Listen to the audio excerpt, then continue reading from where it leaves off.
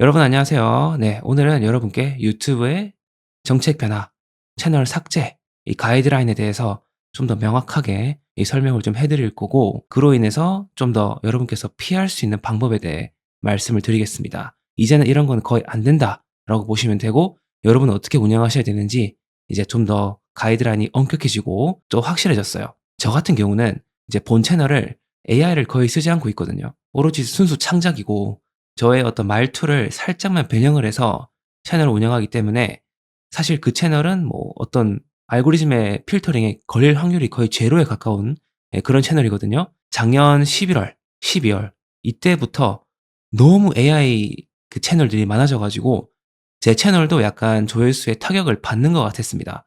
왜냐하면 그걸 느낄 수가 있는 게 제 콘텐츠를 추천하는 다른 콘텐츠가 있거든요. 그 다른 추천하는 콘텐츠가 평소에 그런 채널들이 아니었어요.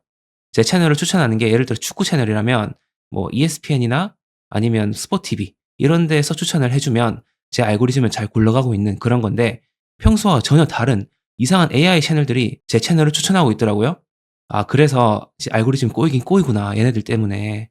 그런 생각을 했었습니다. 근데 이제 유튜브가 대규모 정리를 하고 나서부터는 알고리즘이 좀 정립이 되는 듯한 느낌적 느낌을 받아요. 물론 이거는 제 뇌피셜에 가깝고 체감상 그렇다는 겁니다. 수입은 다시 올라오고 있는 그런 추세입니다. 네, 여기 보시면 이제 채널 삭제 방지 특학이고, 이거는 인제 제 수강생분들에게 따로 PPT를 만들어서 공유를 하려고 했다가 어떤 공공적인 부분에 대해서는 일단 유튜브 일반 공개로 해 놓고, 나머지 좀 핵심 꿀팁에 대해서는 수강생이 되시면 공개를 해 드리겠습니다.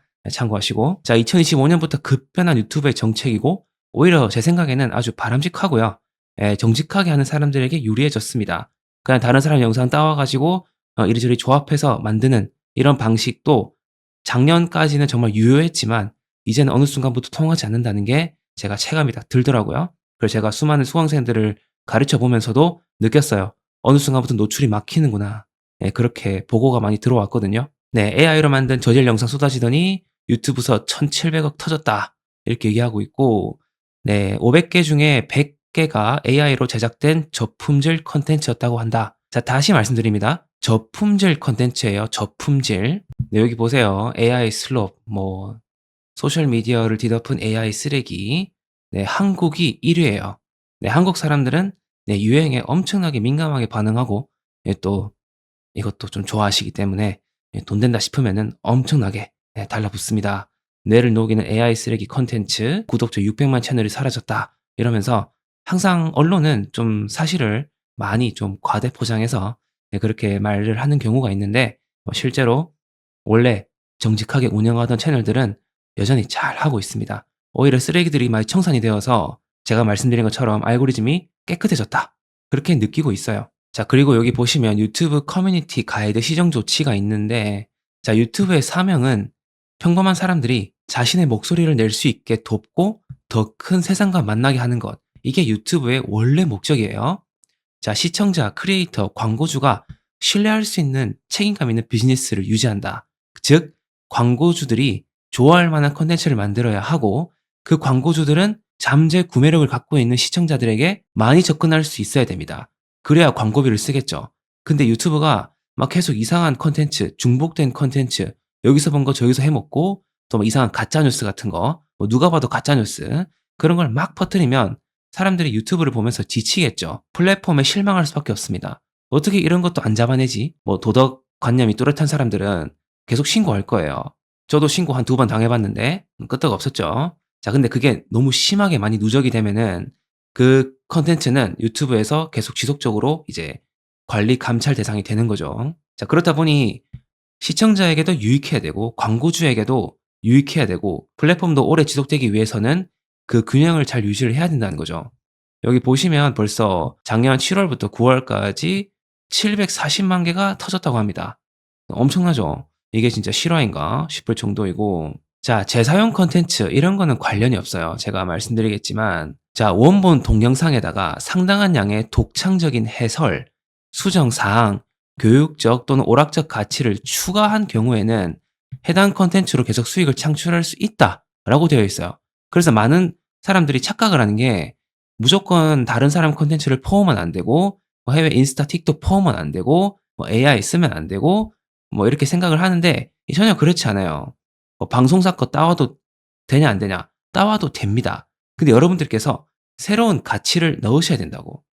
자, AI를 사용하는 것이 "진짜가 아닌 콘텐츠 위반이 될까요?" 라고 물어보는 질문에 구글은 단호히 대답했어요. 자, 유튜브 공식 홈페이지거든요. "AI 도구를 사용하여 스토리텔링을 강화하는 크리에이터를 환영한다." 라고 해 놨습니다. 네. AI를 사용하는 채널은 수익 창출 자격을 유지한다. 근데 그 콘텐츠가 잘못됐다는 거고 팩트가 잘못됐다는 거고 내용이 잘못됐다는 거죠. 자, 대량 생산. 여러분 이제 아실 겁니다. 자, 표면적인 차이만 있는 스토리를 업로드한다. 뭐 예를 들어서 장모님과 뭐 며느리 그 관계에서 막 계속 똑같은 내용을 이제 몇 번 수정만 거쳐 가지고 없는 허구 사실을 반복적으로 올리는 거야. 계속 반복적으로. 내용을 크게 변화시키거나 아니면 비슷한 포맷이라도 좀 다르게 가야 되는데 장모님과 며느리가 백화점에 가서 있었던 이야기, 병원에 가서 있었던 이야기, 아들 집에 가서 있었던 이야기 이렇게 쪼끔만 쪼끔 변형해 가지고 컨텐츠를 막 양산하는 거죠. 그러면 구글 입장에서는 '아 이건 창의성도 없고 그냥 대량 생산이다. 공장식이다.'라고 생각할 수가 있습니다. 그리고 모두 동일한 내레이션을 가진 슬라이드 쇼를 업로드하는 채널 이런 것도 대량 생산에 속한다는 것이죠. 자, 그리고 다시 한번 말씀을 드릴게요. 이거는 이제 국내 탑 레벨 크리에이터 어비님. 네, 어비님이 유튜브 크리에이터 커뮤니티에 올려놓은 글이거든요. 자, 보시면 저처럼 이렇게 출처를 밝히고 얘기를 하면 괜찮다는 거예요. "어비님 괜찮죠?" 네. 저 어비님 단톡방에 들어간 적도 있었는데 옛날에. 자, 유튜브는 여러분들이 직접 만든 콘텐츠를 통해 이 가치를 제공하는 것을 중요하게 생각한다. 자, 그런데 재사용된 콘텐츠는 본인이 직접 만들지 않았거나 의미 있는 편집이나 해설이 없이 이게 중요합니다. 본인이 직접 만들지 않았어도 됩니다.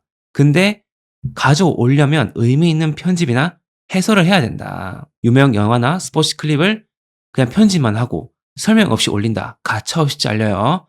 들키지 않았을 뿐이죠. 여러분 스포츠 채널 보시면은 그 전략 전술을 이렇게 소개하는 거 보셨죠?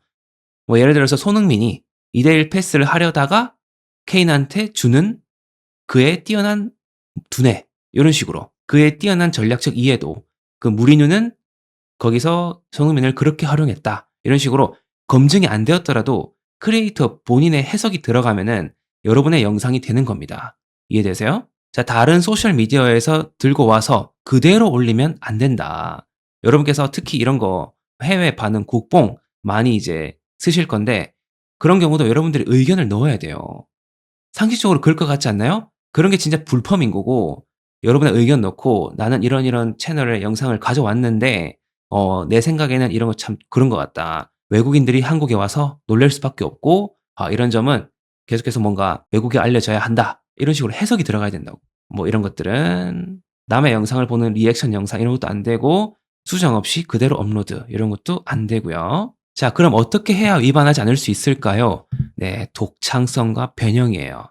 특히 여러분들 저처럼 사투리 쓰는 경남 사나이 이런 거면 더 유리해요. 왜? 사투리는 독창적이잖아. 서울말은 이거 또 말실수할라. 자, 그러니까 사투리를 은근히 좋아해요, 유튜브는. 간혹 저에게 이제 수강 문의를 하시는 분들이 "저 사투리 쓰는데 유튜브 해도 될까요?" 당연히 하세요.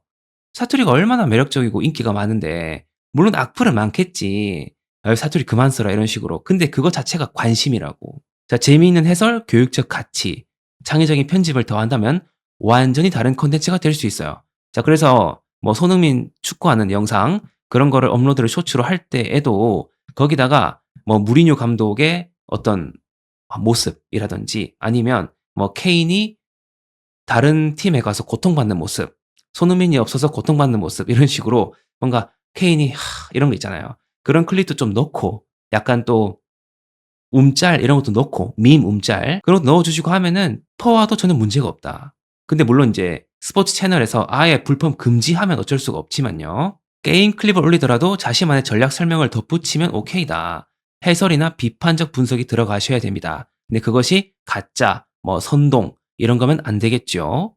단순한 복붙이 아니라 직접 구성한 내용이나 자신의 스토리텔링이 포함된다면 괜찮습니다. 명확하게 하고 넘어가자고요, 우리. 자, 여기 보시면 예전에 유튜브는 그냥 이런 AI 생성물 영상들을 그냥 반복적이라고 표현을 했지만 이제는 그냥 진정성 없는 용어, 진정성이 없는 영상이면 처단하겠다. 이렇게 규정을 하기 시작했습니다. 예전에는 그냥 반복적이다 해서 이제 칼바람을 부렸지만 이제는 진정성이 없는 내용이라면 처벌하겠다. 이런 뜻이거든요. 처벌이 아니고 이제 통제. 뭐 그런 거죠. 자, AI 영상, TTS, 슬라이드쇼 자체는 허용을 합니다. 헷갈리지 마세요. 이런 거 쓴다고 무조건 아웃이 아니에요. 음성 합션 TTS, 생성형 AI 이미지, 영상 사용은 계속 가능하다. 이런 거를 해야 유튜브가 갈수록 더 다양해지고 뭔가 목소리를 내고 싶은 크리에이터들이 뭔가 툴이 없고 영상 장비가 없고 시간, 공간적 제약이 없었기 때문에 데뷔를 못했던 유튜버들이 이제 이런 도구가 생겨서 할 수 있게 된 거죠. 유튜브는 매우 매우 반기고 있어요.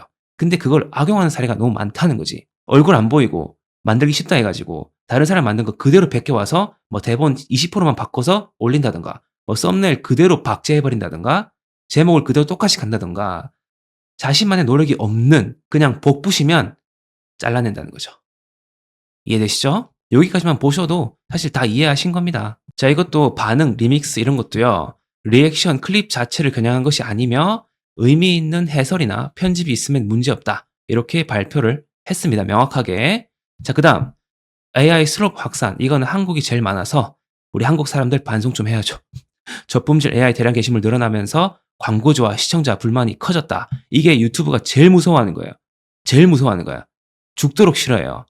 저한테 예전에 너 다른 플랫폼에도 올리냐? 뭐 틱톡, 인스타 이런 거 막 객관식으로 주더라고. 크리에이터 설문조사 할 때 3년 전에.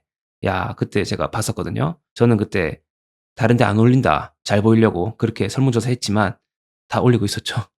자, 그리고 창작자에게 필요한 조치인데 컨텐츠 설명, 댓글, 자막 등에 내가 추가한 가치를 명확히 남긴다. 자, 이거는 어떻게 자세히 하는 건지는 제가 수강생들에게 좀 많이 공유를 하고 있습니다. 자, 그리고 반복 업로드 되는 포맷이라면 어떤 주제, 정보, 스토리라인, 차별화 확인해야 된다. 여러분이 차별화하셔야 돼요. 차별화. 나의 관점, 나의 해석, 나의 경험을 통한 어떤 시야.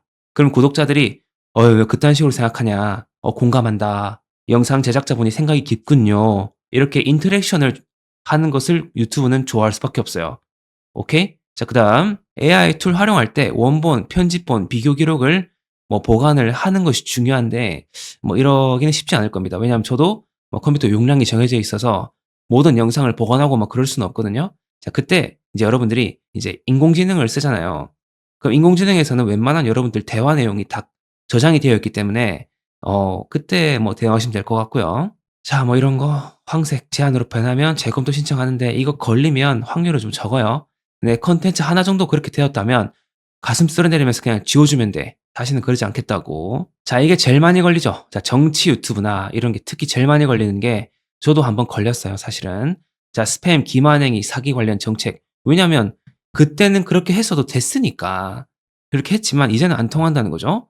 자, 명의도용 관련 이건 뭐 특히 뭐 제 얼굴을 통해 토대로 유명 토대로 뭐 재파님, 박종훈 님의 지식 한방 이런 채널에서 막 얼굴만 그대로 AI로 따 가지고 채널을 만드는 경우가 많습니다. 그런 거 엄격하게 다 삭제를 해야 되고 외부 링크 이런 것도 이제 그런 겁니다. 이제 "너 월 1,000만 원 벌게 해 줄게." 뭐 "월 2,000만 원 벌게 해 줄게." 하면서 그냥 책을 소개하면서 과대 광고를 해서 다른 링크로 유도하는 거 그런 것들 그런 것도 이제 철저히 규제를 하기로 되어 있고 허위 참여는 가짜 댓글, 가짜 시청자, 가짜 라이브 시청자 이런 거 동원했다가 걸리면 바로 그냥 날아갑니다. 요즘 보시면 이제 정치 내용 많이 잘리는 이유가 이게 그럴 수밖에 없습니다. 왜냐하면 이 정치권 상당히 중요한 문제잖아요. 정말 중요한데 자, 유권자의 투표를 방해한다. 뭐 이런 건 없겠지. 근데 후보자 자격 요건, 특히나 정치권의 후보자 및 아니면 선출직 공무원의 어떤 특정 자격 요건 아니면은 과거 배경이라든지 이 사람 재산이 몇 천억이 있다. 뭐 숨겨놓은 비자금이 있다. 이 사람이 옛날에 중국에 다녀온 적이 있다. 이러면서 이제 막 몰아가는 거 있잖아요. 일본하고 옛날에 뭐 했다. 이런 거 유튜브에 엄청 많잖아요. 그런 거 유튜브가 매우 매우 싫어하고 실제 선거 결과에 영향을 미칠 수도 있고 또 그다음 반대파 여당, 야당 50% 50%잖아요. 그러면 유튜브는 그 100%를 다 잡아야 되는데 그렇게 했다가는 50%를 날려먹는 50%의 신고를 먹는 그런 결과라서 피할 수밖에 없죠. 유튜브는 규제하기로 되어 있습니다. 자, 그다음 민주적 절차를 방해하는 선동. 네, 이것도 타인 선동하는 거나 이제 투표 절차 이것까지는 안 가겠지만 선동하는 이게 여러분이 너무 걸리기 쉬워요. 선동할 목적이 없었더라도 정치 콘텐츠상 그럴 수밖에 없거든요. 조회수가 너무 잘 나오기 때문에 저도 정치 콘텐츠를 권장을 해 드렸지만 이제 더 이상은 좀 저도 권장을 드리지 않는다. 이제 명확하게 규제를 하기 시작했으니깐 저희도 뭐 슈퍼캅이 그렇다고 하니까 뭐 따라야겠죠. 근데 AI를 쓰면 안 되냐라고 한다면 절대 그렇지 않습니다. 현재 생성형 AI를 사용 중인 크리에이터 중에서 창작 과정의 보조 수단으로 AI를 사용하고 있는 크리에이터의 비율이 96%입니다. 이제 콘텐츠를 만들 때 AI는 필수예요.